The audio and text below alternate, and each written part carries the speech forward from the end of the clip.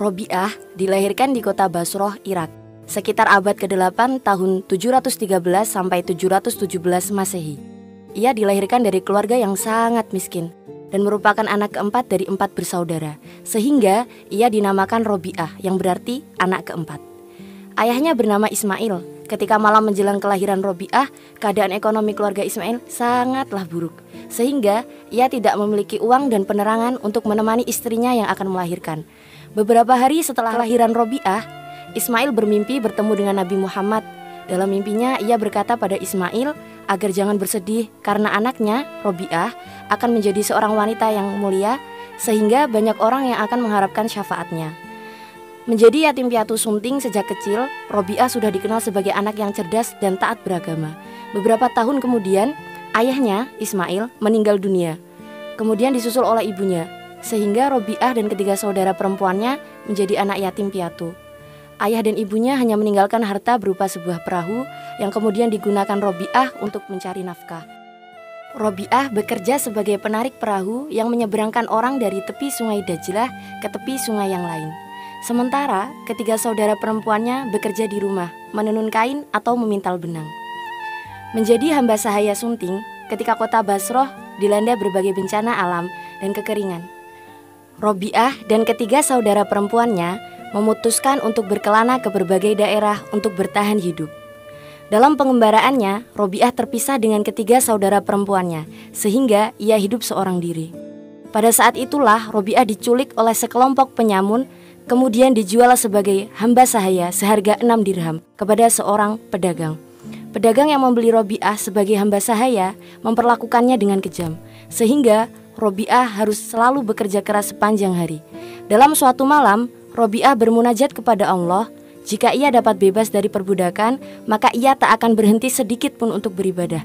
Ketika Robiah sedang berdoa dan melakukan sholat malam, pedagang yang menjadi majikannya terkejut oleh sebuah lentera yang bergantung di atas kepala Robiah tanpa ada sehelai tali pun. Cahaya bagai lentera yang menyinari seluruh rumah itu merupakan cahaya sakinah, atau diambil dari bahasa Ibrani yaitu Sekinah, yang berarti cahaya rahmat Tuhan dari seorang muslimah suci. Melihat peristiwa tidak biasa yang terjadi pada Robiah, pedagang itu menjadi ketakutan dan keesokan harinya membebaskan Robiah. Sebelum Robiah pergi, pedagang itu menawarkan Robiah untuk tinggal di Basroh dan ia akan menanggung segala keperluan dan kebutuhan Robiah. Namun karena kezuhudannya, Robiah menolak dan sesuai janjinya, jika ia bebas, maka Robiah akan mengabdikan hidupnya hanya untuk beribadah. Ketika menjadi hamba sahaya, Robiah mengembangkan aliran sufi yang berlandaskan seluruh amal ibadahnya atas dasar cinta kepada ilahi tanpa pamrih atas pahala, surga atau penyelamatan dari azab neraka. Robiah terkenal dengan metode cinta kepada Allah. Perkataan mistik Robiah menggambarkan kesolehan dirinya, dan banyak di antara mereka yang menjadi kiasan atau kata-kata hikmah yang tersebar luas di wilayah-wilayah negara Islam. Robiah al-Adawiyah terkenal zahid dan tak pernah mau meminta pertolongan pada orang lain.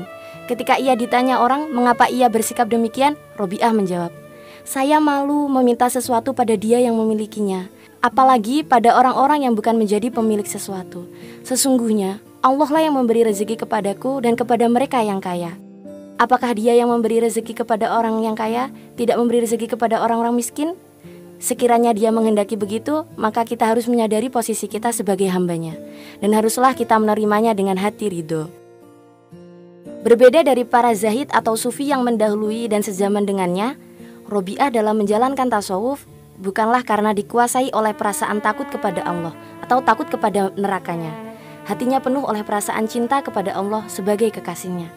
Para ulama tasawuf memandang Robiah sebagai tonggak penting perkembangan tasawuf dari fase dominasi emosi, takut kepada Allah menuju fase dominasi atau mengembangkan emosi cinta yang maksimal kepadanya.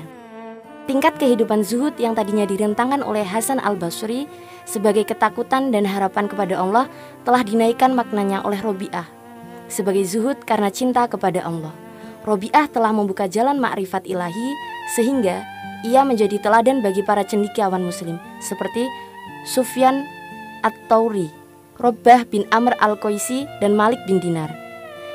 Ajaran-ajaran Robiah tentang tasawuf dan sumbangannya terhadap perkembangan sufisme dapat dikatakan sangat besar. Sebagai seorang guru dan penuntun kehidupan sufistik, Robiah banyak dijadikan panutan oleh para sufi dan secara praktis penulis-penulis besar sufi membicarakan ajarannya yang mengutip syair-syairnya sebagai seorang ahli tertinggi. Di antara mereka adalah Abu Thalib Al-Maki, As-Suhrawandi, dan teolog muslim Al-Ghazali yang mengacu pada ajaran-ajaran Robiah sebagai doktrin-doktrin dalam sufisme. Cinta murni kepada Tuhan adalah puncak tasawuf Robiah. Syair-syair kecintaannya kepada Allah kemudian banyak keluar dari ucapan sufi-sufi besar seperti Fariduddin Al-Athar, Ibnu Fardih, Al-Hallaj, Ibnu Arabi, Jalaluddin Rumi telah dimulai lebih dahulu oleh Robiah.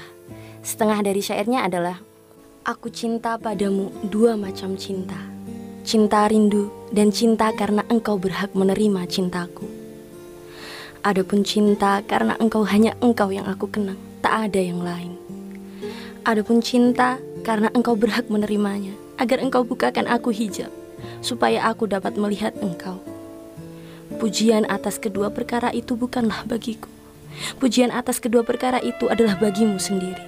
Al-Ghazali memberikan pendapatnya tentang syair Robiah itu. Menurut Al-Ghazali, yang dimaksud dengan cinta kerinduan adalah cinta akan Allah, karena nikmatnya di atas dirinya, karena Allah telah menganugerahinya hidup, sehingga ia dapat menyebut namanya. Dan cinta kedua, yaitu cinta karena Allah berhak menerimanya, ialah cinta karena menyaksikan keindahan Allah dan kebesarannya, yang kian hari kian terbuka baginya.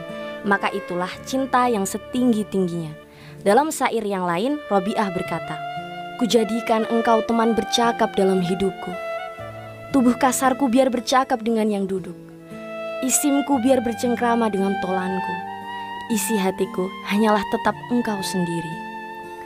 Tujuan Robiah yaitu kepada Tuhan karena Tuhan, bukan kepada Tuhan karena mengharap. Sehingga ia menulis lagi syair seperti ini: ya ilahi, jika sekiranya aku beribadah kepada engkau karena takut akan siksa neraka, maka bakarlah aku dengan nerakamu. Dan jika aku beribadah dengan engkau karena harap akan masuk surga, maka haramkanlah aku daripadanya. Tetapi jika aku beribadah dengan engkau hanya karena semata-mata karena kecintaanku kepadamu, maka janganlah ya ilahi, engkau haramkan aku melihat keindahanmu yang azali.